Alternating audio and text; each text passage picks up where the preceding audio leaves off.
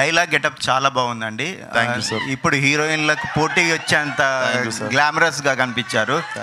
So నా question ఏంటంటే, ఎవరైనా స్టార్ హీరో అడిగితే మీరు వాళ్ళ పక్కన హీరోయిన్గా చేస్తారా?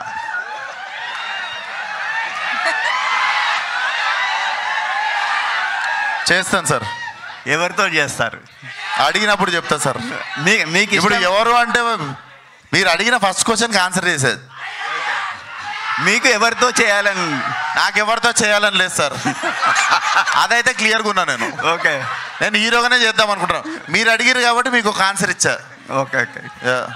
అయితే లైలా గెటప్లో మీకు ఎదురైన టఫెస్ట్ ఛాలెంజ్ ఏంటండి? అదే సార్, ఇంటికి వెళ్ళాడు, ఇంట్లో ఒక్కడిని ఉండడం, మిగిలిందంతా అందరూ కష్టపడ్డాడు. మామూలుగా సెట్స్లో 400-500 మంది 500 మంది సాంగ్ షూట్లు అవి అయినప్పుడు ఆ గెటప్లో అంతమంది ముందు కాన్ఫిడెంట్గా ఉండడం అదొకటి మెంటల్లీ ఛాలెంజింగ్ ఉండే. బట్ అది కూడా నాకు తెలిసి ఒక 2-3 గంటలు సెట్ అయిపోయినా. ఓకే, థ్యాంక్ యూ అండి. కామాక్షి గారు,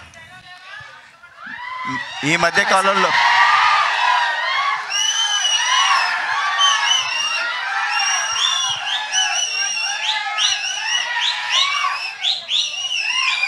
అడక్కడక్ ఒక్క క్వశ్చన్ అడుగుతున్నారు, అడగనివ్వండి. ఈ మధ్యకాలంలో మీరు ఎంచుకుంటున్న క్యారెక్టర్లు చాలా బాగుంటున్నాయండి.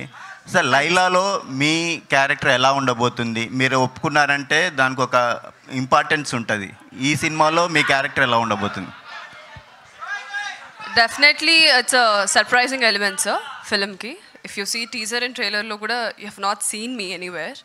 సో చాలా సర్ప్రైజింగ్గా ఉంటుంది. కామాక్షి అంటే చాలా ఇంటెన్స్ రోల్స్ అని ఒక మార్క్ ఉంది. I've taken up something very challenging as an actor నాకు. So all credits to Ram Narayan. Director గారు, కామాక్షి వస్తా టీజర్లో కానీ ట్రైలర్లో కానీ